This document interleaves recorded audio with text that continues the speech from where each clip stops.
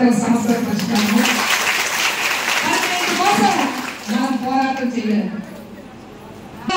ప్రభుత్వమే ఆ పని చేయాలి, దానికోసం ఫైట్ చేస్తాం.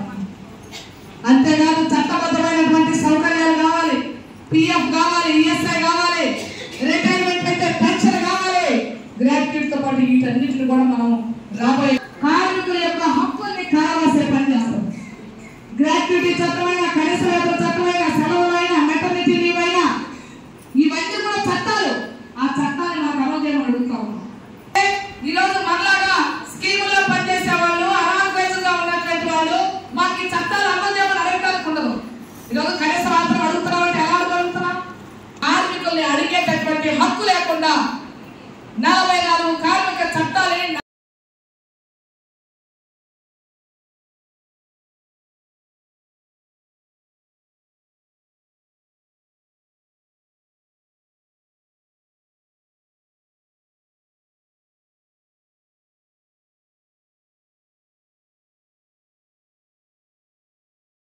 పని చేస్తాం.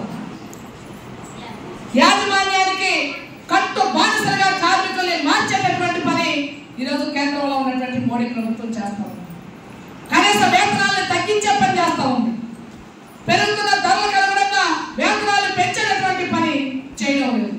అందుకనే లేబర్ కోడ్ల రద్దు కోసం, ప్రైవేటీకరణ విధానాన్ని ఆపాలనే దానికోసం, ప్రజల సొమ్ముని కార్పొరేట్ సంస్థలకి అప్పనంగా కట్టబెట్టే దానికి వ్యతిరేకంగా మే 20వ తేదీన దేశవ్యాప్తంగా కార్మిక వర్గం అంతా పెద్ద ఎత్తున రోడ్ల మీదకి రాబోతా ఉన్నారు, సమ్మె చేయబోతా ఉన్నారు.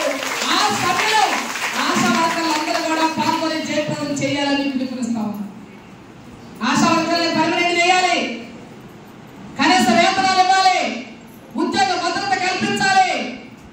రాష్ట్ర ప్రభుత్వం ఒప్పందం చేసుకున్నటువంటి జీవోలు ఏవైతే ఉన్నాయో ఆ జీవోలన్నీ కూడా ఆశా వర్కర్లకు ఇవ్వాలి. సెలవులు, క్యాన్యువల్ లీవ్లు, మెటర్నిటీ లీవ్, మట్టి ఖర్చులకి 20,000 రూపాయలు, 60 ఏళ్ళ నుంచి 62 ఏళ్ళకి వయోపరిమితి పెంపు, ఇన్సూరెన్స్ స్కీము, వీటన్నిటిని కూడా ప్రభుత్వం అమలు చేసే పని చేయాలి. మేము అడుగుతా ఉన్నాం. ఈరోజు ఆశా వర్కర్లు ఈరోజు ఏఎన్ఎంతో పాటు సమానంగా పనిచేస్తా ఉన్నారు. ట్రైనింగ్ లేకపోయినా షుగర్ టెస్ట్ చేపిస్తున్నారు, యూరిన్ టెస్ట్ చేపిస్తున్నారు. ఆఖరికి కోవిడ్ టైంలో స్క్రీనింగ్ టెస్ట్ కూడా ఆశా వర్కర్లతో చేయించారు. కేవలం సర్టిఫికేట్ లేదనే తప్ప అన్ని రకాలైనటువంటి పనులు ఈరోజు ఆశా వర్కర్లు ఏ వర్గా చేయగలుగుతా ఉంది.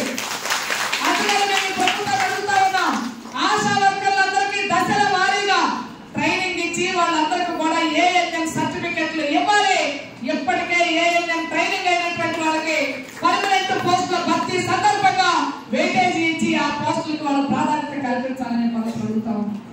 కార్మిక వర్గం అంతా ఐక్యం అవుతుందనే దాంతో ఐక్యం కానికుండా ఉండడానికి ఈరోజు మతోన్మాద విధానాన్ని అవలంబించే పని చేస్తున్నాడు. ప్రైవేటీకరణ విధానాన్ని అవలంబించే పని చేస్తున్నాడు. రోడ్లని, రహదారుల్ని, జాతీయ రహదారుల్ని, అడవుల్ని, సహజ వనరులు ఏవైతే ఉన్నాయో వాటిని, విమాన మార్గాల్ని, సముద్ర మార్గాల్ని అన్నిటినీ కూడా పెద్ద కార్పొరేట్ సంస్థలు, అంబానీ, అదానీ లాంటి వాళ్ళకి కట్టబెట్టేటటువంటి పని చేయడం, కారు చౌకగా కట్టబెట్టే పని చేస్తారు.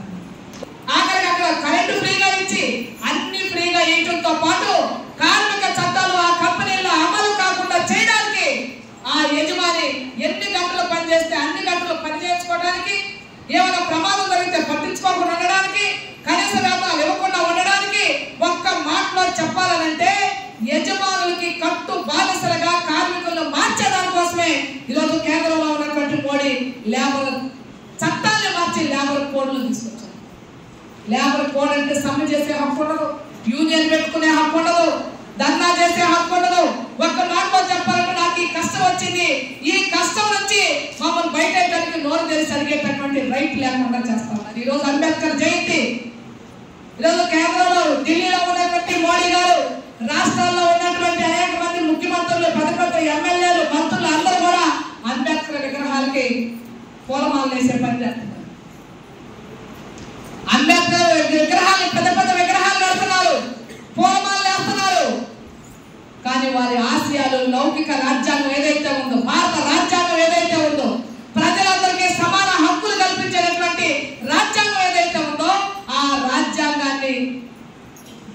పాతి పెట్టేటటువంటి పని చేస్తాం. ఏం చెప్పాడు రాజ్యాంగంలో? అందరికీ సమాన హక్కులు. ఈ దేశానికి ప్రధానమంత్రిగా ఉన్నటువంటి ఇందిరాగాంధీ ఒక విషయం చెప్పింది.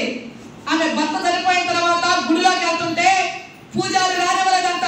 నీ భర్త చనిపోయాడు, నువ్వు ముండమోపివి, నువ్వు రావడానికి వీల్లేదని అటకాయించాడట. ఆమె ప్రధాని అయిన తర్వాత అదే గుడి పూజారి ఎర్ర తెవాచి వేసి హారతి ఇచ్చి లోపలికి తీసుకెళ్లే పని చేశాడు. ఆవిడ మాట్లాడింది, నా మగడే నన్ను చెయ్యన్నారు, వాళ్ళే స్వాగతించేలాగా చేసింది రాజ్యాంగం. ఈ రాజ్యాంగానికి మించింది ఇంకోటి ఈ దేశంలో లేదు.